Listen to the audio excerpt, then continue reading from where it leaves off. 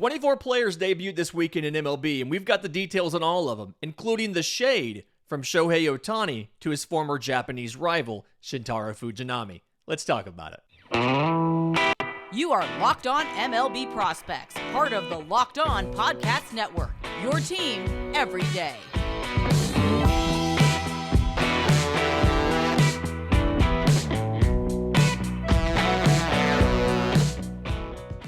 Yes, welcome on in to Locked On MLB Prospects, your home for all things minor league baseball. I'm your host, Lindsey Crosby, editor-in-chief of BravesToday.com, freelance baseball writer and podcaster. Thank you for making this your first listen. Every single day, we're proudly part of the Locked On Podcast Network, where it's your team every day. And today's episode is made possible by our friends at Game Time. Download the Game Time app, create an account, use code LOCKEDONMLB for $20 off your first purchase. Last-minute tickets, lowest price, guaranteed. So, 12 pitchers, 12 hitters debuted in Major League Baseball on opening weekend. And we've got the winners and the losers here. And some interesting comments and interesting backstories. So, let's open up. Shintaro Fujinami made his first start in Major League Baseball for the Oakland A's. And it really was a story of two separate starts. So, the first 2 innings, he faces the minimum. Gets 4 strikeouts, all on his splitter. He throws fastball, splitter, slider. The fastball velocity is mid-90s, touches 99. Really kind of easy, smooth delivery. Splitter is low 90s. Tunnels very, very well. That's the Japanese game, is the vertical game. Fastball, splitter. Does have a slider that he throws high 80s. So looks really good early. And then we get to the 3rd inning. And Shintaro Fujinami, Oakland, the Angels score 11 runs in the inning, okay?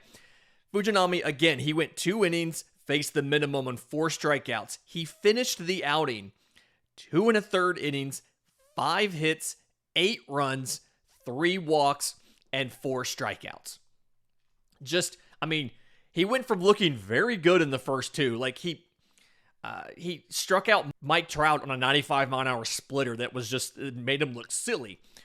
But he's got command issues. And so walks the leadoff guy and just gives up 5 hits. Shohei hits an RBI single. And the backstory here between these guys is Shohei and Fujinami were coming up together in Japanese baseball. So they actually faced off one another in high school. There was a big high school tournament in Japan. It's like the biggest baseball event of the year for them, and it's a giant high school tournament. And you'll see pitchers throw twice on a weekend, and it's like guys who do well and take their teams to victory in this are considered like heroes. And when they were both in high school, they were kind of seen as like 1A and 1B as far as the quality of these guys. And Shohei was working on being a 2-way player. Fujinami was the better pitcher at the time. Like, Ohtani hit a home run against him, but Fujinami's team scored 9 runs on Ohtani and they won 9-2, and they went on to win the national title and then defended that title in the summer tournament. So they have some backstory. They have some history there. When they became professionals, that's when it kind of started to split, and Fujinami's control issue started to be a problem while Ohtani started to be the dominant ace. So after the game yesterday, they're talking to both of these guys in Japanese and obviously separate, and Fujinami doesn't acknowledge Shohei. I believe his quote was, "I'm glad I was able to compete against the best players in the world." And they asked Shohei, who ended up being 1 for 2 with an RBI, they asked Shohei about his thoughts about Fujinami, and Shohei says, "I didn't see that many pitches. I think the sample size is too small for me to comment." Little bit of fun shade there from Shohei Ohtani to Shintaro Fujinami. Aside of Shohei Ohtani, we don't see a lot. That was kind of fun. I think the best outing of a pitcher that was making his debut over the weekend, as much as I want to give it to Jhony Brito of the Yankees, who, I mean, barely was in the top 30 going into the season, was thought to be a long relief man, came up, gave the Yankees 5 innings pitched, 2 hits, no runs, 6 strikeouts. I'm going to give it to Cody Senga. So another Japanese pitcher earned the win, went 5 1/3 innings, 3 hits, 1 walk, 8 strikeouts. 7 of those strikeouts came on his forkball. So Senga's kind of unusual in a Japanese pitcher in that he's got amazing velocity, and Fujinami does as well. But it feels like a lot of those Japanese pitchers don't have that blow you away velocity. But fastball sits 98, 99, can touch 101. It's easily a 70 grade pitch. And then, again, very vertical game in Japan. So he's got a true 12-6 curveball. He's got a splitter that he throws as a changeup. And then he has what they call the ghost fork. And I urge you, if you have not yet seen this pitch, go to Twitter, go pull up Pitching Ninja, and watch some of the videos of this ghost fork. I don't really know how to describe it. And the best way to describe it is it's kind of like a splitter changeup, right? It has very little rotation like you would normally expect a lot of pitches to have. I want to say it's around 1,000 RPMs. It comes out with the exact same tunnel release, arm speed, everything as the fastball, which is what makes it so deadly. But it's got a little bit of horizontal movement, about 7 inches of horizontal break, but it's got 38 inches of vertical break. And most of that is at the very end of the movement as it approaches the plate. And so it just kind of like dives off the plate at the last second. And that's why he's able to get so many strikeouts on this thing. It's a vicious looking pitch. But the reason that I'm giving him the player, or I guess the debut of the week over Jhony Brito is that first inning was kind of shaky, right? 36 pitches, 2 hits, 2 walks, a wild pitch. But he recovers control-wise, strikes out 2 guys, leaves the bases loaded, and then from there just cruises, finishes the outing, 3 hits, 1 run, 3 total walks, 8 strikeouts, gets the win. And not to take anything away from Brito, Brito's start was very, very good as well. 5 innings pitched, 2 hits, no runs, 6 strikeouts against the Giants. A lot of 4-seam fastballs, 2-seam fastballs, a changeup, a cutter. I believe I saw some gyro sliders in there. So a little bit different from what the Yankees like to do with the sweepers, but just a lot of interesting stuff in Jhony Brito. They sent him back down on Monday morning. They're not going to need a 5th starter for a while, they said. So they went ahead and sent him back down, and they'll bring him back up later. But just Cody Senga looked really good. Jared Shuster for the Braves is a guy that had another rough first inning, rougher than Senga's, but recovered to have a good outing. So the line says 4 2/3 innings against the Nationals on Sunday. 6 hits, 4 runs, 5 walks, and a strikeout. But when you look how he opens the game, and it's a young man who's from, I think, Bedford, Massachusetts, so he's closer to home, had a lot of family there. Game 3 of the season. He opened the game, single, walk, single, walk. He's down 3-0. No outs. He gets a pop fly to the infield. He gets a sacrifice fly to deep center, scores a run, and then a 5-3 put out to end the first inning. From that point on, he only gives up 3 hits, 1 of those being a double and 2 singles, and 2 walks the entire rest of the outing. It's just something where he struggled early. Like a lot of young pitchers do that. The adrenaline's going, everything like that on your first start. And once he recovered, he ended up making it through almost 5 full innings and left the Braves in a position to let the offense try to win, although the offense did not score enough and they lost, I think it was 4-1. So just a situation where another young guy who started off slow and then came back to recover and have a respectable outing. Not a quality start, but a respectable outing. A lot of the other debuts you saw over the weekend were in relief. We saw Tad Ward, the Rule 5 pick by the Nationals. He got 2 innings against the Braves, 2 hits, 2 runs, 2 strikeouts. Just a lot of relief appearances, an inning here, an inning there, an inning in the third here. Tim Herron for the Cleveland Guardians, inning in the third, no hits, 4 strikeouts, struck out all 4 batters he faced. Just a lot of really interesting pitching debuts, but that's most of the starters that debuted in MLB over the weekend. In just a minute, let's talk about some of these hitting debuts and figure out who had the best one. But first, today's episode is brought to you by our friends at Game Time. Buying tickets to your favorite events, whether it's sports, whether it's concerts, whether it's a play, anything it might be, it should not be stressful. And so what you got to do is you've got to use the Game Time app. They've got killer deals on last minute tickets. They have the best price guarantee, so you can stop stressing out over trying to get tickets for the event that you want to go to. Personally, we're the type of people, I love to go to concerts. And oftentimes, I'm going to be going by myself. And so rather than sitting there on Ticketmaster, days and weeks and months in advance, waiting for the presale to start and trying to have the code and all of that stuff, I just wait until a couple days before I can hop on to Game Time and I can go and find the tickets that I want to see. They give you an image. You can see where your seat, like what the view is from your seat. Two taps, you've bought it. The tickets come straight to your phone. You don't have to dig through your email. There's no PDFs. And they have the Game Time guarantee. If you find tickets in the same section and row for less than what you paid, they will credit you 110% of the difference. So snag tickets without the stress with Game Time. Download the Game Time app, create an account, use code LOCKEDONMLB for $20 off your first purchase. Terms and conditions do apply, but create an account, redeem code LOCKEDONMLB for 20% off, for $20 off. Download Game Time today. Last minute tickets, lowest price, guaranteed. Okay, looking at some of the notable hitting debuts over the weekend, we covered Anthony Volpe and Joey Wiemer on yesterday's show in the first segment of the mailbag, if you've missed that. But a couple other interesting ones.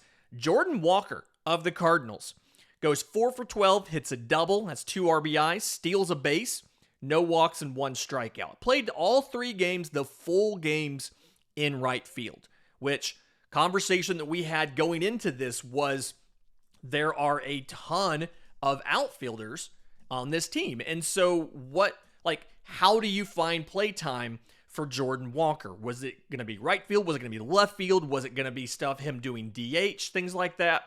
Turns out they just stick him in right field every game. Everybody else has kind of had to work around that. So you've seen whether it's Tyler O'Neill, whether it's Dylan Carlson, Alec Burleson, you've seen other guys not necessarily having all of the play time right now because they're just saying, nope, listen, we've got Lars Nootbaar left. We are playing Jordan Walker in right every single day. So he's played 3 full games.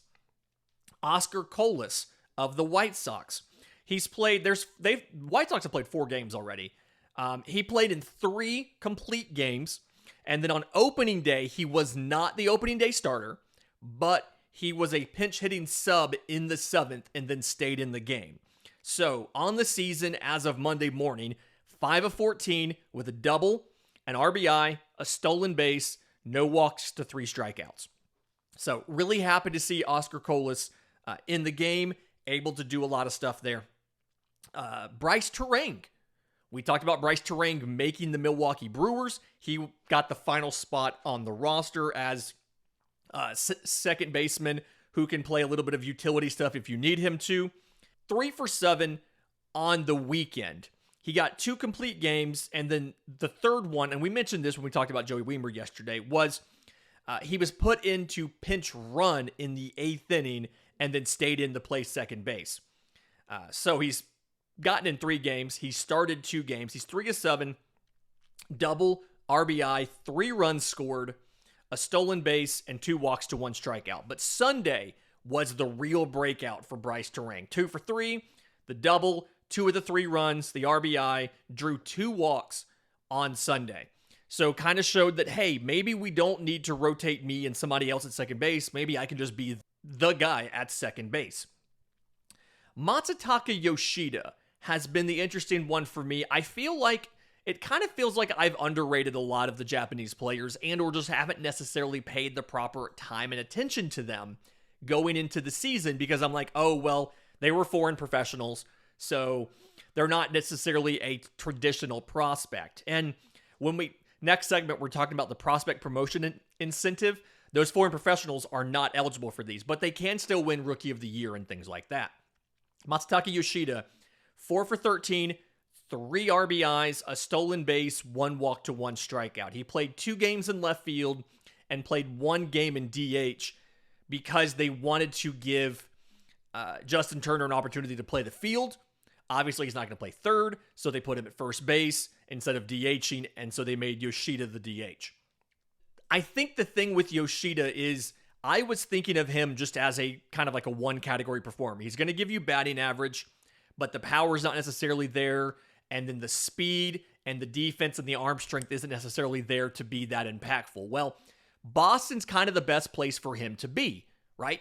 Because when you're in left field, you don't have to worry as much about the range because it's so shallow, right? So your below average your below average speed can still give you okay defense in left because you can get to balls quickly in front of you. There's not as much ground to cover, right? If ball goes over your head, it's probably off the wall. You just have to play it off the wall. And then batting lefty, when you pull something, I think Fenway is the shortest distance down the right field line, there to the pesky pole. I believe that's the shortest foul pole in baseball is the right field foul pole in Fenway. So it makes sense that Yoshida would work out well with the Red Sox, and he had a good outing over the weekend.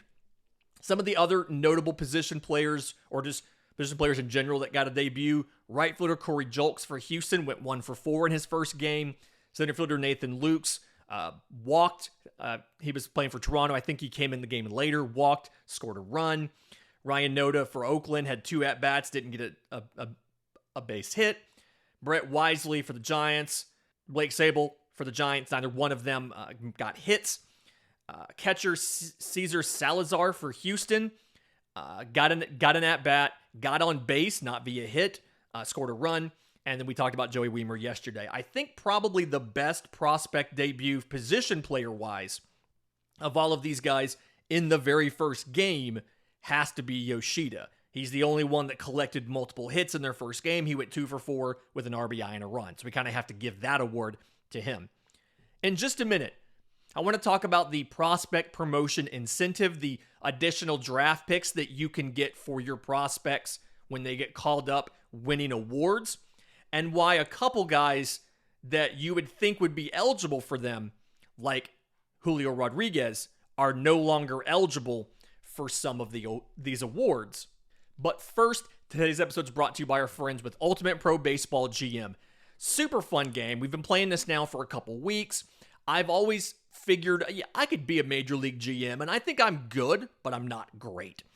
If you've ever wanted to manage your own franchise and handle literally every aspect of running a Major League Baseball franchise, whether it's hiring coaches and staff and figuring out what strategies you want to run on offense and defense and things like that, whether it's managing team finances, how much to charge for tickets, concessions, parking, all of that stuff, whether it's scouting and drafting players, navigating the draft, whether it's free agency, trying to go out and sign guys, having to deal with the personalities that are already present in your coaching staff, in your lineup, your clubhouse, and amongst potential free agents and prospects to be drafted, building a farm system, all of that. You can do all of that in the Ultimate Pro Baseball GM app. It's a very thorough, realistic, and challenging game world. Incredibly deep as you want it to be. You have options to turn things on and off.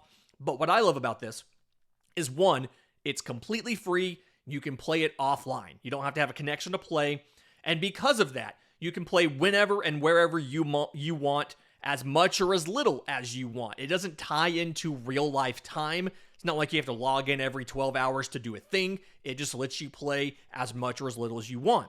I also love the fact that you can make leagues with your friends. We have a league among the Locked On MLB hosts, so we are competing against one another in the same league with our created teams. We're competing for free agents. We're competing in the draft. We're competing on the field. Jeff from Locked On Guardians is very good. Ethan from Locked On Pirates, not as much. And so it's kind of been fun to beat him as much as I have. And then Brett from Locked On Astros has been fired twice already. He's not good at this at all. So Locked On MLB Prospects listeners get a 100% free boost to their franchise when using the promo code Locked On in the game store. Make sure to check it out. To download the game, visit probaseballgm.com. If you're on YouTube, you can scan the app or scan the code on the screen, or you can look it up in the app stores. probaseballgm.com, the ultimate baseball GM app. Start your dynasty today. Okay, so we've got a lot of questions about the prospect promotion incentive and how this works, and I kind of want to update all of this. This is the anti-service time manipulation thing that Major League Baseball put in the CBA. So the way this works is you can receive draft picks, additional draft picks, if your players, your prospects, do certain things as far as top 3 finish for MVP, Cy Young, Rookie of the Year, or win Rookie of the Year, or top 3 finish in MVP or Cy Young. Now, there are some rules, and so we have a list. We're tracking a list of the guys that are and are not eligible for these awards going forward. So the rules for this: number 1, you have the player must be on 2 of the 3 preseason top 100 prospect rankings. These are defined as Baseball Americas, MLB Pipelines, and ESPN. I'm sure Fangraphs didn't love not being that third one. So you have to be in the top 100. There's a couple times where you see guys, some of these Japanese players that I've mentioned, they might be on 1, but they weren't on the rest.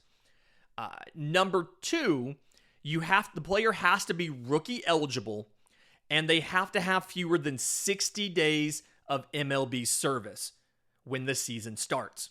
So if you'll remember, the official definitions for rookie eligibility oftentimes revolve around like at-bats and things like that. Baseball America looks at at-bats or innings pitched, and so they have Gabriel Moreno as a prospect for the Diamondbacks. He's on 2 of the 3 top 100s, but he's technically not rookie eligible. He spent too many days in the bigs. So that's why they say, even if you're on the list, if you have more than 60 days of service time, you do not qualify for these. And then the third thing is, if you're doing number 1 and number 2, you have to accrue 1 year of service time as a rookie, which is defined as 172 days on an active roster. So you either have to leave spring training as a member of the roster or get called up within 2 weeks. So Joey Wiemer's call up on Saturday, absolutely, he still has time to accrue a year of service time this year. And if you do all of these things, and then you win a Rookie of the Year award, or you finish top 3 in MVP or Cy Young award balloting, you can get your team a draft pick after the first round. So Julio Rodriguez last year spends 21 in Double-A, 22 straight to the bigs. He wins the American League Rookie of the Year award. Seattle gets the 29th pick in this year's draft with $2.5 million in slot value in bonus money that goes along with it. Now, Julio Rodriguez is not eligible to get them a PPI pick for an MVP finish in the top 3, or technically a Cy Young, but he's on a pitcher, because he's no longer a pre-arbitration player. He signed a contract extension. So the Atlanta Braves, they had, not only did they not have Michael Harris up all year, but they signed him to a contract extension. So even if he had been up all year and then won Rookie of the Year, he would not be eligible for additional draft picks because he signed an extension. Spencer Strider was up all year. Theoretically, he could finish top 3 in Cy Young or MVP, and they would have gotten a pick, but they signed him to an extension. So I believe Corbin Carroll is not going to be able to get the Arizona Diamondbacks a a draft pick if he wins Rookie of the Year because he signed an extension and he's now no longer considered a pre-arbitration player. Now, it's possible, I'm not sure the exact specifics on this, it's possible the extension kicks in 2024. And if that is the case, then they can get one for him in 2023 if he wins Rookie of the Year, but then they would not be able to get a 2024 pick for an MVP finish or a 2025 pick for an MVP finish. I believe that is the way it's set up. I'm not 100% sure as to when his extension kicks in, because you do have the ability to override a current contract or to add on to the end of the contract. So I'm not sure how that works. Players that are classified as foreign professionals, so Senga, Yoshida, Fujinami, they are not eligible for PPI draft picks. They can still qualify for Rookie of the Year because it is their first year in Major League Baseball. But they are not, even if they had been on the top 100, which they weren't, which I don't think they were on more than one top 100 list, they would not qualify for draft picks because they are foreign professionals. So the list of guys from last season who are qualified right now for continuing PPI eligibility in years 2 and 3, meaning a Cy Young finish in the top 3 for these pitchers, or an MVP finish in the top 3 for these pitchers, or an MVP finish in the top 3 for these hitters. For the hitters, you have Jeremy Pena of the Houston Astros, Geraldo Perdomo of the Diamondbacks, Bryson Stott of the Phillies, Bobby Witt Jr. of the Royals. For pitchers, you have Joe Ryan of the Twins. The Cincinnati Reds have 2 guys, Hunter Green and Nick Lodolo. And then the Rays have Shane Baz. Now, something important to point out is if you are injured and you are on the injured list, you do accrue service time. So, Cade Cavalli technically would have been a PPI qualifying prospect, top 100, full year of service time this year. Theoretically, like, he is also, after this year, will be on the PPI list because he will get a full year of service time because he accrues it on the injured list. So technically, if he won Rookie of the Year next year, I don't think he will. He won't be back until halfway through the season. But a future top 3 Cy Young or MVP vote for Cade Cavalli will also give him a PPI pick to the Nationals. He's not technically on the list because he's a 2023 guy. So he hasn't met the qualifications of getting a year of service time yet.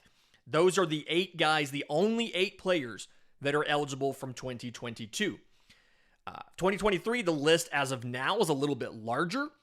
You got Hunter Brown, Tristan Cassis, Oscar Colas, Gunnar Henderson, Josh Young, Logan O'Hoppe, Ryan Pepio, Ezekiel Tovar, Miguel Vargas, Anthony Volpe, Ken Waldichuk, Jordan Walker. That is the list as of now for 2023, going off of guys who were in 2 of the top 100s and were called up early.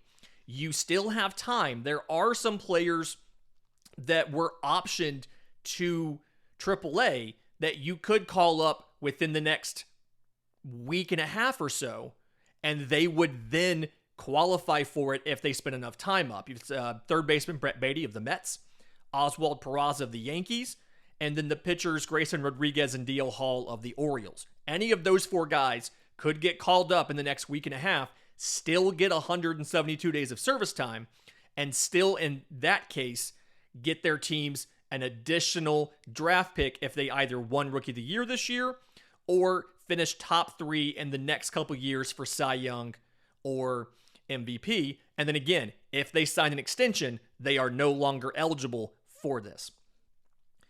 Fantastic week this week.